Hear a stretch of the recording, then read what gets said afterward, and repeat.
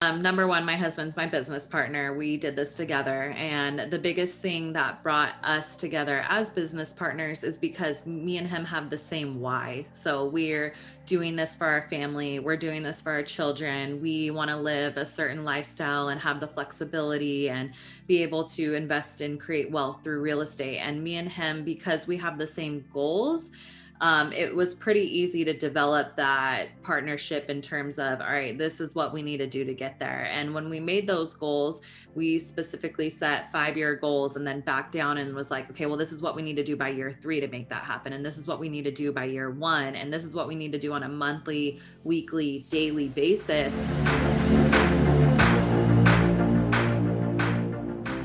All right, guys, welcome again to another amazing episode. Today we have Savannah Arroyo. She also goes by the Networth nurse. She's a full-time registered nurse in LA. She uses her skills as a leader in healthcare operations to manage multifamily syndications. She also helps busy medical professionals create passive income through real estate investing. So welcome, and thank you for coming on. Yeah, hi, thank you. I'm super stoked to be here.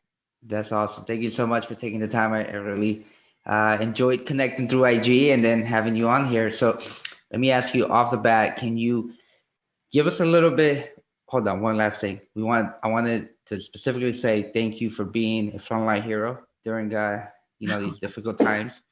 It's you're a nurse, and that stuff has not been easy for your profession. So thank you for that. Thank you. And then jumping right back in. So tell us a little bit about you. You're a nurse, you're a busy professional as well, but you're doing active stuff. Let's hear a little bit about you and what skills as a nurse make you an effective investor. Yeah. I grew up in Northern California and I went to Sacramento State University. That's where I got my nursing degree. I worked in a couple different specialties and then moved down here to Los Angeles, California, got my master's degree in leadership and administration.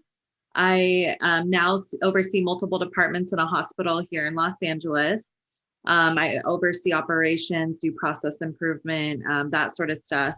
I was on maternity leave with my second daughter and stumbled upon real estate investing. My husband and I were just looking for different ways that we could start investing our money to generate some passive income, and fell in love with real estate. We started binging all sorts of podcasts, reading books, networking with people. We got started in single family homes and then quickly after switched over into multifamily investing.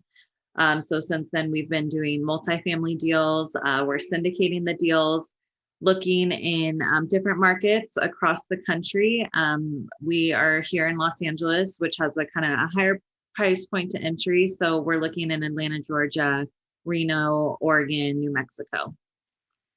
Awesome. So you got a wide range there of markets that you're looking into. So, you mentioned something key, which is where most people begin, right? Binging and, single family residential.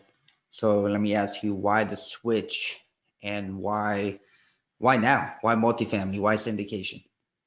Yeah. So when I was listening to a lot of different experienced investors who are investing in all sorts of real estate, a lot of them said their feedback for what was the biggest takeaway or what would they have done sooner if they had known. A lot of them said that they wish they would have scaled faster through multifamily.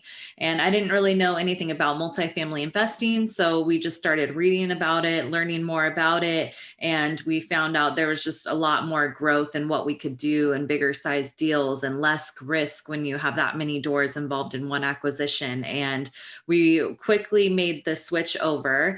A lot of similarities to single family home, it is real estate, but a lot of big differences as well in terms, especially of raising money and pulling together capital with other investors. There's a lot of more legal stuff that goes into it. The underwriting process is a little bit more in terms of different turnovers, a lot of different things, raising rents, that sort of stuff. But I think the biggest point was my husband and I just got really specific about our goals and what we wanted to get out of real estate investing. We have 2 young daughters, a 1-year-old and a 3-year-old. We really just wanted to do everything we could to put ourselves in a position 5-10 years from now where we could generate some passive income and we work full-time jobs, but to potentially be financially free and maybe even work part-time or do real estate full-time. So we just really wanted that freedom aspect that we know real estate can provide for us. No, that's beautiful. And I think a big takeaway just for the audience is that there's a huge difference between small residential multifamily and residential, and then the large apartment multifamily in just the valuation model, how you can truly force appreciate. And I think that's what really the economies of scale comes in. Let me ask you, did you invest first as an LP? Or did you go straight into a GP and raise capital? So originally we were looking to be an LP in the deal. So we were vetting out different syndications, looking at different deals that way. We work full-time jobs, have 2 young children. So we thought passively investing was what we wanted to do.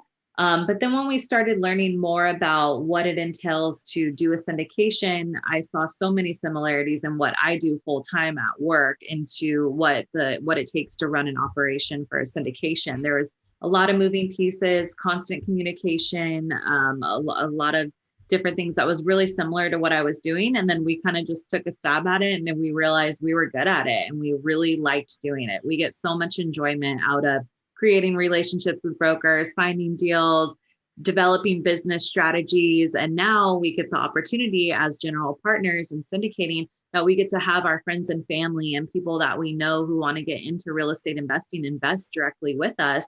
And then they're able to reap the benefits of real estate investing, but not having to do all the heavy lifting. My husband and I do that. That's awesome.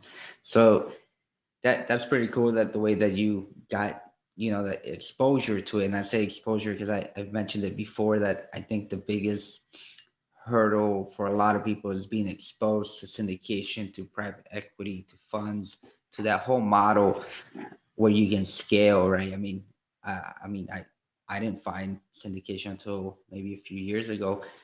Did you just find this model, this strategy through podcasts, or did you, because I know I heard it before and I might have heard it, but I never really caught on to the concept until later on when I started, oh, wow, this is what they were talking about, right? Yeah. Did that happen to you as well? Or I think I heard a lot about syndicating initially from the start, and it always stood out to me because I didn't know what that term was. And I'm like, what do you mean syndicating? Like when people are talking about syndicating deals, what did that mean? And after doing a lot of research, it was like, oh, they're pulling together all these investor funds and using it to invest in one large deal, and everyone really putting together all their resources in terms of capital and different other functions within the partnership to take down these bigger deals, which ultimately have lower risk, higher returns. It was like, wow, the concept was just awesome. It was an ideal business plan for us, for sure.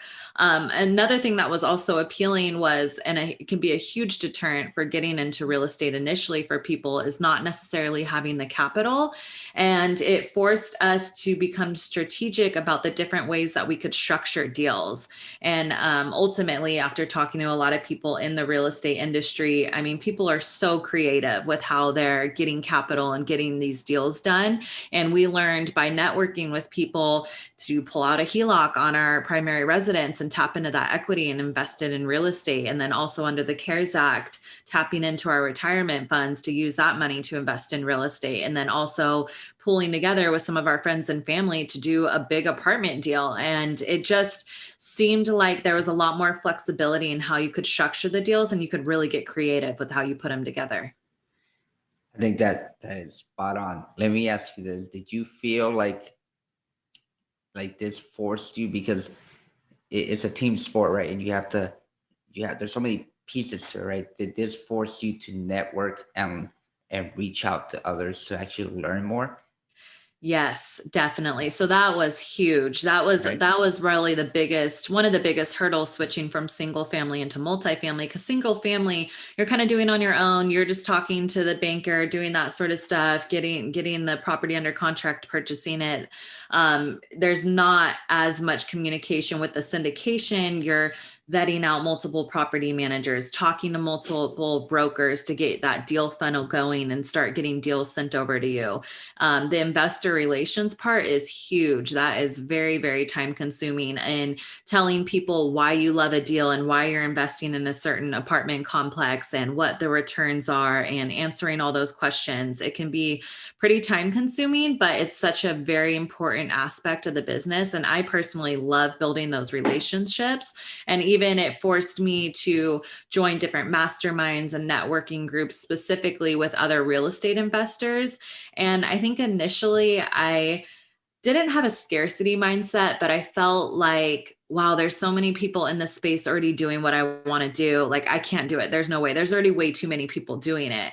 And when I started joining these calls and networking with other people, it was like, whoa, everyone's doing such different things. Like I was blown away with how creative people were doing deals and how different they were, and people investing in different markets for different reasons and buying completely different investments with different turns for what their investors want. And it blew my mind how big of a concept real estate investing really is.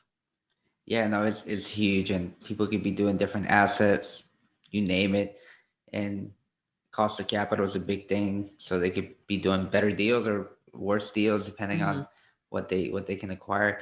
And you mentioned masterminds and education. I'm huge on that.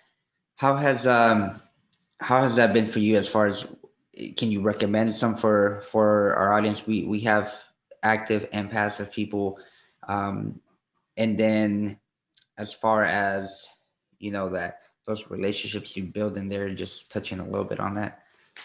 Yeah, I've been a part of a couple of different masterminds. I found one from Bigger Pockets. I found another one through a Zoom call at 8, Old Capital. Theirs is really good. And on these calls, it's awesome because there's a lot of LPs on the call who are really just trying to get to know different GPs that are doing deals. So a lot of the times, if there's 50 people on the call, half of them could be LPs that are wanting to invest their money passively into an investment. And these networking calls provide them the opportunity to get to know the sponsors, to get to go around. There's breakout groups where you can break out and have one-on-one conversations with people about why you're investing in a certain market, what kind of deals you're seeing. And because there's a lot of different regulations on raising money and building those relationships with people, it really allows you, even as an operator, to get to know your investors and kind of build that relationship before you start sending them deals, just so that you're doing everything by the book and legally.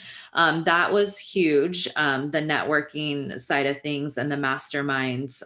Yeah, it's huge. You got to be doing it if you want to get into the space. Absolutely. And then, so you're obviously a busy professional. You have a team. Who's your team, and how did you find your team, and how would you suggest other busy professionals adjust to that to find their team? What actionable tips can you give them, right? Because building a team is not easy. Yeah. Yes. So, number one, my husband's my business partner. We did this together. And the biggest thing that brought us together as business partners is because me and him have the same why. So we're doing this for our family. We're doing this for our children. We want to live a certain lifestyle and have the flexibility and be able to invest and create wealth through real estate. And me and him, because we have the same goals, it was pretty easy to develop that partnership in terms of, all right, this is what we need to do to get there. And when we made those goals, we specifically set 5-year goals and then backed down and was like, okay, well, this is what we need to do by year 3 to make that happen. And this is what we need to do by year 1. And this is what we need to do on a monthly, weekly, daily basis to reach our goals. And we were able to sit down, kind of map that out. And we're both just putting all the effort towards it. You know, we work full-time jobs, we come home, hang out with our kids. And when we put our kids to bed, we're working on real estate. And right now we're doing different parts of the business. We do different things in the business, and we're not really working on the same thing at the same time, but we're always bouncing ideas off each other and doing that sort of collaboration. So he's my number one partner. In terms of building relationships with brokers, that's huge. You got to get the deal flow coming. So when we're looking into a specific market, we're looking for brokers either through Bigger Pockets, through Yelp. I mean, really just Google, Marcus and Millichap, kind of the big names, see what kind of pops out. And then reaching out to the brokers, let them know specifically what you're looking for. The more specific you are on what kind of deals you're looking for, the bigger chance that they're going to get it over to you. And if sometimes it can be maybe too specific, and it might take them a little bit longer to find them that deal. But by the time they put it across your desk, there's a higher likelihood that you're going to act on it. So that's huge in terms of creating those specifics with our brokers, responding to them, building that relationship, even with property managers, lenders, our CPA, those relationships, our attorney, they're all huge relationships. And it took a lot of interviewing to build our team. We would reach out, even now when we're doing acquisitions, if we're finding contractors or property managers where we don't have some already in place, we're doing interviews with at least 3 to 5 people. And at that point, you really want to make sure your personalities mesh, that you have the same goals aligned, that you're on the same page, and really clear about your expectations from each other. I mean, it's a mutual relationship, so it's a give and take. You're adding to the relationship, they're adding to the relationship. So you really just want to be working with people that you connect well with, that you communicate well with, you have good personality feel with. No, that's all solid advice. So is it the core team, just you and your husband? That's it? Yes. Yeah. That's a lot. Okay. Yes. So we're doing all aspects of the business. We do network with other real estate investors who we talk about partnerships and joint venturing on specific deals, depending on what market or what we can contribute and what they can contribute. We work with LPs, which are a part of the team. They're partnerships in our deals. So we have silent investors investing in the deals with us as well. Okay. No, I mean, yeah, I'm just trying to figure it out too. I mean, because I understand that. I mean, my brother and I we're 2, but sometimes we get together with other teams and we might figure out how to take a whole deal down, which is something we're working on right now. But you know, that's kind of the gist, right? If you're both busy, you know how to make it happen, right? And I want to make sure the audience understands if you are busy, then leverage someone else's time. Maybe you have something else to give, right? Yeah. Where your expertise may lie. Exactly. So when let's see here, what I wrote down is you worked on a 12 unit in Oregon, and I want to kind of dive into that deal and talk a little bit more actionable stuff. The first thought that comes into my head is Oregon. Not the most landlord friendly place. Don't know too much about the market itself, but it stands out for not as landlord friendly. Am I correct on that, or is that why Oregon? And I imagine prices are high too, right? So I mean, this 12 unit is probably like a 100 unit in the Midwest. Maybe. We're on the West Coast. We're in Los Angeles. I have family up in Oregon. We were honestly just looking up in Oregon just because we were curious what was up there. And like you said, you don't hear a lot about people investing in it. All the podcasts I listened to, people I were networking with, no one was investing in Oregon. And I thought this was a little bit strange, but it is like California. It has rent control in place. So that scares a lot of people from investing in it because of rent control.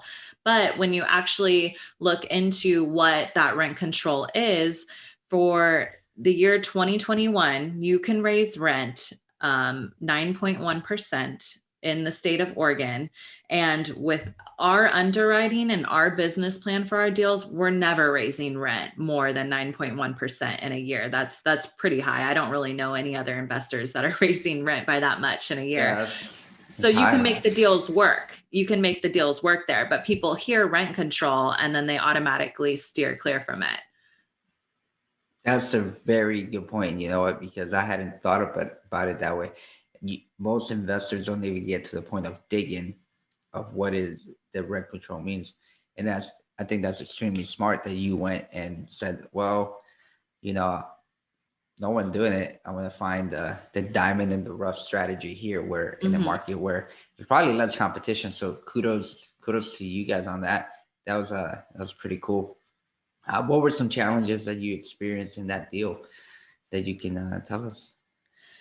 I think the biggest challenge with that deal specifically was the lending aspect of things. We went the max on our close date with that property just because of everything going on with COVID. The bank was very backlogged, and we learned. I mean, we have a really good follow up with people, but if you're especially as a business owner and as an operator, it could probably be easy to kind of sit back and expect other people to give as much effort or to get things done on a certain timeline. But in reality, they don't have as much invested in you. So we were trusting our bank and our credit union to get this loan done on time. But honestly, it took so much kind of pushing on us and checking in and like, okay, we're set to close by this date. We need it done by this. And we were kind of surprised with the amount of effort that we had to put in to kind of see that through to the end. I mean, expecting the bank to do it just to get the loan wasn't entirely true. But we learned, and we have great communication with different people in the deal, but that was something that was a little bit difficult in that deal specifically, just because it was a local credit union. They were completely flooded with loans that they were doing. There was fires up in Oregon during the time, so they were kind of backlogged in it, and it took a lot of effort on our end to kind of push that through. That's awesome. Did you have as you were initially underwriting and making sure the deal worked, do you have analysis paralysis at any point? If you did, how did you overcome this? And what kind of mindset shift or what made you push this through? Because a lot of people, that's where they get stuck, right? They see, especially with bigger numbers, they're like, oh, I don't know if I should do this. But you made it happen. So how did you do it? Yeah, that was huge for us. And the biggest thing we did in that respect from switching over from single family to multifamily was we got a mentor. So we paid for a mentor. And I know not everyone has to do that. There's tons of people in the real estate community that will mentor you for free based on what you kind of work out in the agreement and that sort of thing. So don't think you have to pay for someone to get that extra mentorship. My husband and I, because we work full-time jobs, we're super busy. We were also syndicating this deal out and raising money from family and friends. We really wanted to make sure that everything was done by the book. And we wanted to make sure that all our underwriting was on point and really accurate. And we had a mentor who has 20 plus years investing in multifamily, and he was looking over all our underwriting, asking all the questions that we needed to be asked and making sure everything looked right. And I think just having him looking over our shoulder and doing that provided us with the confidence of like, okay, this is a good deal. Like we have someone with this amount of experience looking at these numbers, written conservatively. We're getting these returns for our investors. We have this business plan in place, and it was still a good deal. So having that extra support was really helpful in taking that step and actually committing and submitting that LOI. I mean, and submitting your first offer, if you're just getting into multifamily, it is scary. They're big numbers, especially if you came from single family homes going into multifamily. It's a lot of money. I mean, the earnest money deposit is a lot different than a single family home. So you really want to make sure you do all your homework. And I think if you stay confident in the numbers, it's a little bit easier to take that step. I think that's spot on. I pay for a mentor too. And I'm proud of it. I always say, in the Jake and Gino Academy. And I think you pay, you pay what you get, right? You get what you pay for. Exactly. And for the longest, I was so against paying, and then it's been life changing, Right. Because the value is so immense. So when you what steps did you take to find this deal? Was it off market? Was it on market? Was it broker relations? And then any creative strategy there that you employed? Yeah, we great broker relationships. That was huge for us. That was very important. And I heard that on podcasts and listening to people talk that that's how you're going to get the deals is by broker relationship. So we created a great relationship. We were very responsive in any offers that he would send to us. So they know, and we've been working with them for a while that we're serious and doing deals. So that helps. They gave us an off-market property. With that deal specifically, the one in Oregon, it was a selling price of $1 million. And when we submitted our offer, it was an older gentleman in his 80s, really just wanting to wash his hands of the property. He wanted a 1031 it into land. And my husband and I submitted a personalized letter with a picture of ourselves and our daughters. And we were just like, this is the reason why we wanted to get into multifamily investing. We want to buy this property to generate this wealth for our family, create financial freedom, that sort of stuff. It was really personal touch. And I've heard about that on podcasts, and I kind of heard both sides of like, yeah, no way, don't do that move. They're going to rip it in shreds and throw it away. Or other people are like, people eat that up. Like some people love it. And so we took a chance on that one and submitted it. My husband was kind of like, yeah, that's not going to work. And to our surprise, there was a higher offer on the property. And the seller told our broker to tell us he specifically went with our offer because of that letter. So That's awesome. that was something we learned in that deal, and we plan to implement it moving forward as well. I would say, why not just try, right? I Right. mean, Why not? why not? What would it hurt? Oh yeah, this person is thoughtful. I don't like it. Yeah. Yeah. But that's pretty cool. Are you strictly, for brokers, or are you trying to also get off market deals? Both. Getting off market deals through brokers though. So if they're working with sellers who are wanting to sell it, that sort of thing. That's really how we're getting our deals. I know there's a lot of different strategies out there to get them better, different ways, but we really focus a lot of our time and effort on those relationships with brokers. No, that's great. I think that's a key point, especially because in every market there's a point where the market is completely dominated by the commercial brokers. You're not going to get it off market. So you niche yourself down. What steps let's see. So how did you fund the deal? That's the big one, right? So let's talk a little bit about how you funded it. You mentioned a local credit union. You also raised capital, I imagine. And then how do you make your investors feel safe with you, right? That's a huge thing, from an active point of view and from a passive point of view, if you could tell us. Right.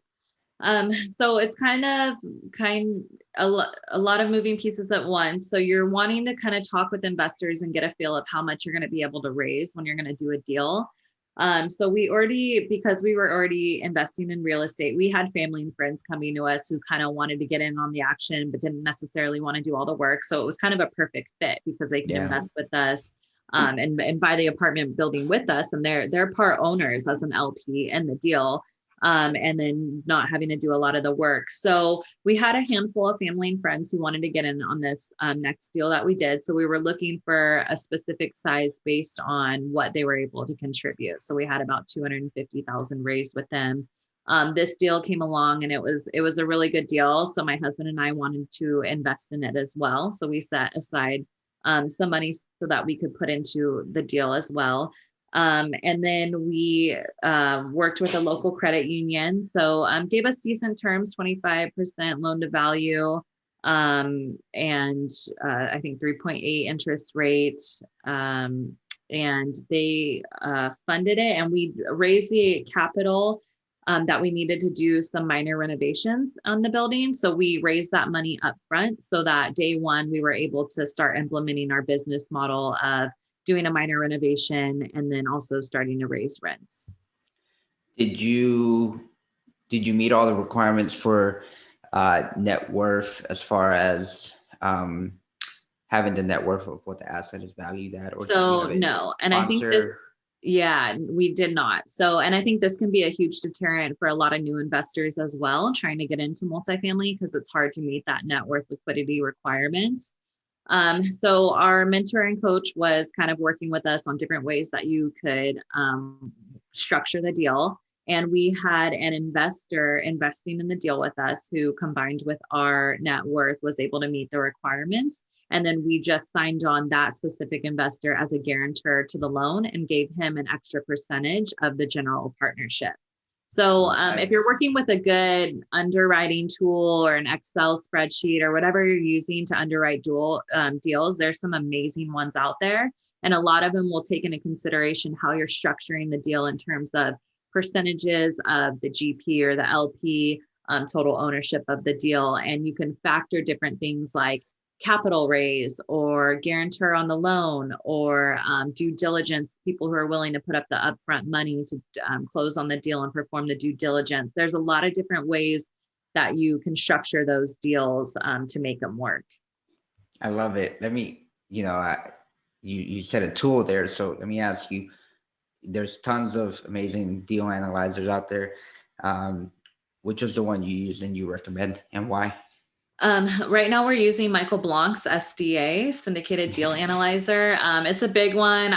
We heard about it a lot when we were doing some research. A lot of the people in multifamily that I was talking to were using that. My husband underwrites all the deals, so I'm not as hands-on with the SDA, but I've seen all the moving pieces of it. It's an amazing spreadsheet. You can factor so much into it. You can really factor any aspect of any deal into it. It's pretty insane when you first look at it, but it takes a minute to kind of understand. But once you get rolling with it, it's awesome because it just shows you how creative you can really get in structuring these deals. Like the sky is the limit. Yeah, that's the one I use. I love it. I love it. And you can sit there playing with things. Mm-hmm. The one thing that I feel every deal analyzer is missing, which is why I'm going to start tweaking and making my own. I feel if you want to do a full raise or a JV in the deal analyzer, mm-hmm. I can't figure out how to do that in there. Say you don't want to do a syndication, you want to do a JV. I would like to switch the model. Or if I want to do a full raise, the SDA is not, it gets a little complicated. You have to work with the macros and the formulas. And who wants to do that? You can sit on that SDA for hours analyzing deals. I mean, honestly, our mentor even told us too that you can make the numbers tell you whatever you want to tell you. Like you can tweak them to make them fit your perfect world, but that's when you have to have discipline in putting the correct numbers in there and just not tweaking things too much in your favor. Yeah, you're pencil whipping the deal, and that's going to lead you down a bad road. I 100% agree with you. And I think I've done it too, playing around. I'm like, I really want this to work. And you got to catch yourself. So let's see here. I have, let's see, how do you fund? I think we covered a lot. And to be honest with you, the last question I have here, and I think it's specific to you, is, how do you balance it all? Right. What can you tell the active and passive investors? And then obviously you're married, you have kids. How do you make that relationship work and your partner comfortable and make sure you still have that necessary downtime for each other? I think from what I got from you, just looking at your page and your profile and everything, your big why is you would never want to do this without your significant other. But I notice a lot of people in real estate, they get to a place where they're happy in real estate, but they lose their significant others because real estate's become number one. How do you make it all work? Yeah, I think especially because I got bit by the real estate bug first, I was explaining, I think it was showing my husband what we could achieve through real estate and how we could make it work for our family, and getting him on board with him was a complete sell. There was a couple key books that were huge for me. Financial Freedom Through Real Estate Investing by Michael Blanc, that little yellow book. I had him read that and he got fully on board. So building that, the why, I mean, that's huge. In terms of finding the motivation after working long hours and hanging out with our kids to do it. I mean, I love the hustle. I love the grind. I've just really kind of been that way with goal setting. I mean, it's been with me my whole life, and I've achieved so much through setting goals. It's so powerful for me personally. And there's nothing like going back to your goals at the end of the year and looking through them. And I mean, I'll see goals that I wrote 5-10 years ago, and it'll blow my mind that like I've achieved them to a T. And it's just that feeling for me is so awesome. And I know that hard work will pay off. I mean, it's just like exercising, you know, like if you have an exercise routine, it can be a little painful when you're grinding through the burpees and you don't want to do it or do another minute on the jump rope. But you know, if you know the end goal, it makes it a little bit easier to grind through it and knowing that it'll pay off. So that's huge for me. Mindset. I do read a lot of mindset books. Goal setting. Tony Robbins has been huge for me. Think and Grow Rich. I love reading that sort of stuff. And doing it with my husband, I mean, it just adds this whole extra element of we get to be our own little cheerleaders, and we're celebrating these successes together. And it's so awesome to celebrate the successes together when we're signing and closing deals. And I'm thankful I have that. And I see a lot of people in the real estate world, even if it's not with your spouse, develop those partnerships with other people. And I think the biggest part is that you do get to share it with someone. So I think really just getting clear about why you're doing it and where you want to go with it, it'll give you all the motivation you need to take those daily steps. That's awesome. I love it. I'm sure the audience will take a lot of that. I did hear burpees. So I only hear 2 kinds of people say burpees. So 1 are military or 2 are CrossFitters. Which one are you? CrossFitter. I knew it. See, there's only 2 kinds of people that say that word. So. Yeah, I grind through those. They're the best. Though. I got my 3-year-old daughter doing them with me. She loves it. It's fun. No, that's awesome. All right. Well, I'm so glad you came on. If you can, please tell the audience where they can find you, learn everything all the amazing things that you're doing. Yeah, you can find me under the Networth Nurse under all social media handles. So that's LinkedIn, Instagram, Facebook, and YouTube. My website is thenetworthnurse.com. My email, Savannah@thenetworthnurse. I love connecting with people. So if you're even remotely interested in what I'm doing or multifamily real estate, I would love for you to reach out to me and we can talk real estate. Awesome. Thank you so much. And thank you for coming on again. It truly was an honor. And I hope to keep following your success and we'll blast it out and make sure everyone knows about it too. Yeah, it's been my pleasure. It's been a blast. Thank you. Awesome. Thank you again.